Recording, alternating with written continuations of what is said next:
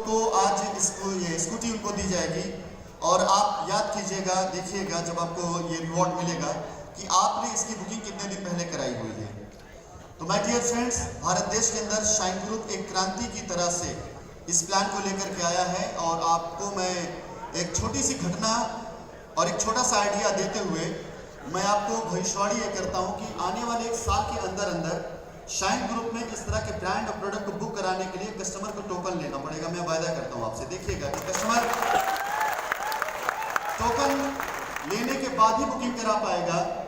जहां पर लोग बेचने के लिए परेशान होते हैं वहां पर शाइन ग्रुप के अंदर कस्टमर टोकन ले करके आएगा और इससे टोकन खरीदेगा कि अगर आज टोकन ले लेंगे तो हमारी वेटिंग 3 दिन बाद 4 दिन बाद नंबर आएगा उसका। मैं आज आपसे वायदा करता हूं और ये मैं करके आपको दिखाऊंगा इसी साल के अंदर अंदर, यानी 2018-19 का फाइनेंशियल के अंदर आप देखेंगे कि फाइनेंशियल बीतने से पहले ये चीज दिखनी शुरू हो जाएगी और आने वाली दीपावली तक तो आप लोग कहर बता चुके होंगे।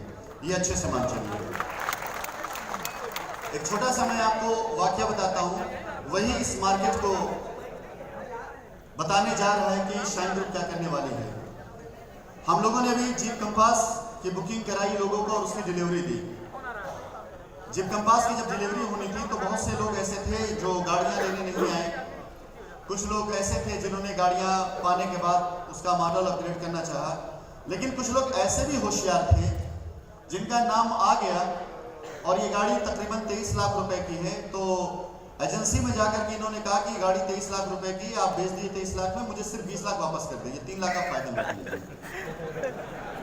ये बहुत ही आगे ये कहना था कि 23 लाख रुपए की ये गाड़ी आप 23 से बेच दीजिए, किसी को हमारे नाम पे ट्रांसफर मत कीजिए और जब आप बेच लीजिए तो हमें सिर्फ 20 लाख वापस कर दीजिए, 3 लाख रुपए आप एजेंसी वाले आप खुद फायदा रख लीजिए।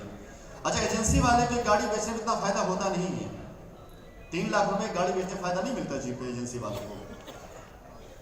ये उस एजेंसी वाले के लिए एक छोटी सी बात थी, उसने मुझे बताया, मैंने पहले तो मना किया, फिर बात अगर नहीं इसको करा दो, करवा इसलिए दो कि इस 23 लाख की गाड़ी के लिए अगर आपने बुक किया हुआ है जीप कंपास तो आपने कितना कैश में दिया पेमेंट,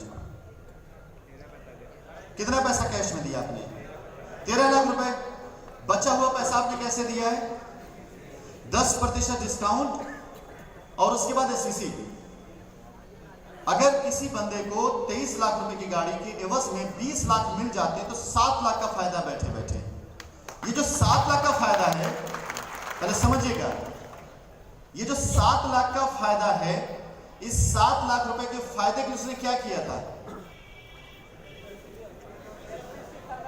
हेलो, क्या किया था? रिस्क लिया था। उसने एससीसी खरीदा था? नहीं, उसने शाइन ग्रुप पे विश्वास किया था। उसने शाइन ग्रुप पे विश्वास किया था और मैं अक्सर कहता हूं कि आप अपना विश्वास बनाए रखिएगा। अगर आपका विश्वास मेरे साथ रहा तो मैं पूरी दुनिया आपको जितवा दूंगा। मैंने अक्सर आपसे कहा 7 लाख रुपए की एक गाड़ी पर फायदा वो ले रहा है, यानी कंपनी ने उस गाड़ी के लिए करीब तकरीबन 10 लाख रुपए डिपॉजिट किया है। 10 लाख रुपए का डिपॉजिट। ये बोर्ड उठा के रख देंगे थोड़ा प्लीज, ला देंगे, यहां लग रखो। मैं कुछ दिखाना पहले चाहूंगा आपको, कुछ बताना चाहूंगा, उसके पीछे कंपनी और कंपनी की नियत होगी और उसके बाद मीटिंग की शुरुआत करूंगा। अगर एक गाड़ी पर कंपनी ने 10 लाख रुपया एक्स्ट्रा दिया हुआ है, कमीशन में उस पर जा रहा है, तो ऐसी कितनी गाड़ी अब तक कंपनी दे चुकी होगी? Any idea? 15-20 दे चुकी है। 15 से 20 गाड़ियां दे चुकी कंपनी जीप कंपास, डिलीवरी कराई जा चुकी है। हमने बुलेट कितनी दी हुई है? थोड़ा प्लीज इसको ध्यान से देखिएगा, ये मार्केट के लिए आपका एक बहुत बड़ा हथियार बनने जा रहा है। इधर लो भाई, इधर बीच में, इसे लाइव करना होगा, बोर्ड को लाइव कीजिएगा सामने। हाँ, ये लो, दिखाई दे इस पर, इधर ही दे, यहां लगा, इधर। इसे समझिएगा, इसे समझने के बाद आपको हमारी नियत समझ में आएगी। इसे समझिएगा, आपको नियत समझ में आएगी। पेन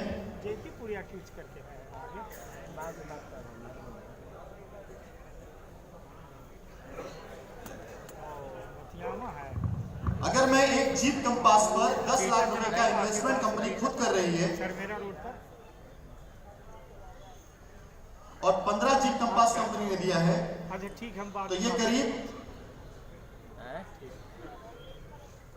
करोड़ का इन्वेस्टमेंट कंपनी ने किया है अपने पास से, मानते हैं इस बात को?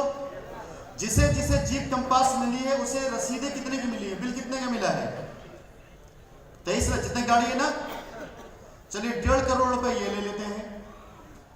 बुलेट पे कितने की आपको छूट मिली है सीसी के जरिए? 40,000 के आसपास। इस 40,000 के डिस्काउंट पर आपके पास कंपनी ने कितनी बुलेट आपको डिलीवर की अब तक? 30, 40 मान ले, कितना है निकल कर ये? 16 लाख।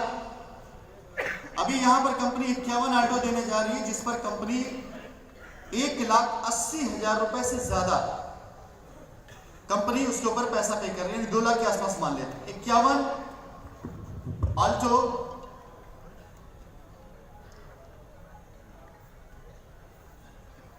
करीब कितना बनेगा ये? 2 करोड़, सॉरी 1 करोड़।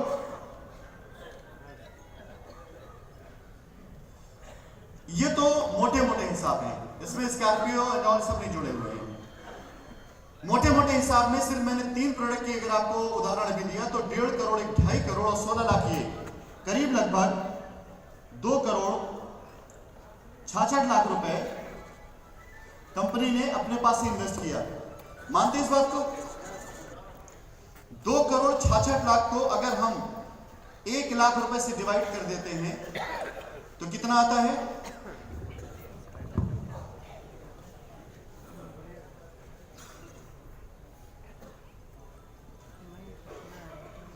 266 दिन आता है, यही आएगा। अच्छा चलो, अगर हम अभी 2 करोड़ 66 लाख की मैं बात कर रहा हूं, जबकि बजट बढ़ करके 3 करोड़ 5 करोड़ तक होने जा रहा है कुछ दिनों के अंदर अंदर। अगर कंपनी ने एक एसवीसी का एटीएम लगाया होता, जो फर्जी तरीके से लोग ढूंढते थे, मांगते थे या दिखाते थे, कंपनी ने अगर एक एटीएम लगाया होता और ये कहती कि एसवीसी का विड्रॉल आप यहां से कर लीजिए, और हर दिन की लिमिट 1 लाख रुपए खाली रखती कंपनी, और हर बंदे से कहती कि मात्र आप 2,000 या 5,000 रुपए डेली निकाल सकते हैं, तो 266 दिन तक जो पैसा हम इन्वेस्ट कर चुके हैं, लोग एटीएम से जाकर पैसे निकालते रहते, पूरी दुनिया के अंदर एसवीसी का हल्ला मच जाता है कि एटीएम से पैसे निकल रहे हैं। राइट या रॉन्ग? होता कि नहीं होता? किया जा सकता था ऐसे? ध्यान से पहले मेरी बात को समझिएगा।